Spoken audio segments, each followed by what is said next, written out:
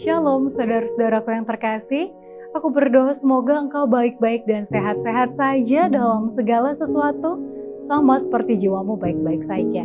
Marilah kita nikmati firman Tuhan melalui buku Membina Pola Makan dan Diet. Kewajiban dokter menyenangkan hati pasiennya.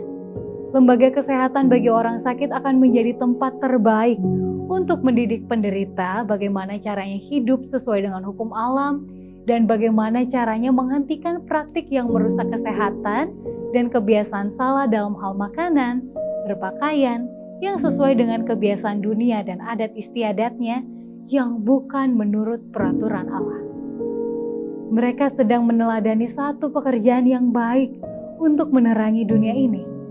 Sekarang diperlukan secara positif dokter dan reformis di bidang pengobatan penyakit, dan usaha yang lebih besar digunakan dalam memajukan dan meninggikan usaha itu oleh mereka sendiri dan untuk mendidik mereka yang mengharapkan dari mereka keterampilan menentukan penyebab penyakitnya.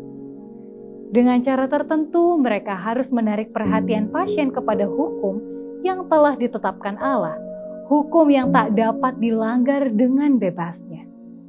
Mereka memusatkan pikiran kebanyakan pada cara timbulnya penyakit, tetapi sebagaimana biasanya, tidak membangkitkan perhatian kepada hukum yang harus diturut dalam suasana hikmat dan bijaksana demi pencegahan penyakit.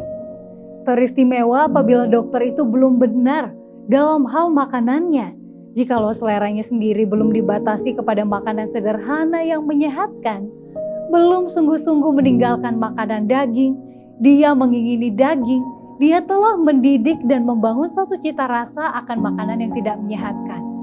Pikirannya picik, dan dia akan segera mendidik dan mendisiplin cita rasa dan selera pasiennya untuk mengingini benda-benda yang digandrunginya sendiri dalam memberikan prinsip reformasi kesehatan. Dia akan memberikan resep makanan daging kepada pasiennya, sedangkan itulah makanan yang paling jelek yang mereka peroleh. Makanan seperti itu merangsang tetapi tidak memberikan kekuatan.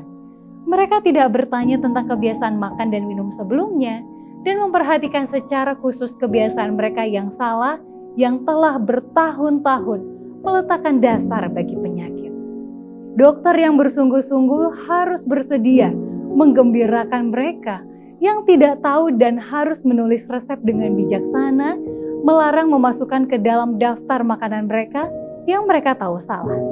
Mereka harus mengatakan dengan jelas perkara-perkara yang merusak kesehatan dan membiarkan orang yang sedang menderita ini bekerja dengan hati-hati, melakukan apa yang mereka dapat lakukan, dengan demikian menempatkan diri dalam hubungan yang benar dengan aturan hidup dan kesehatan. Demikianlah renungan kita pada hari ini. Salam dari Departemen Kesehatan Uni Indonesia Kawasan Barat. Tuhan Yesus memberkati.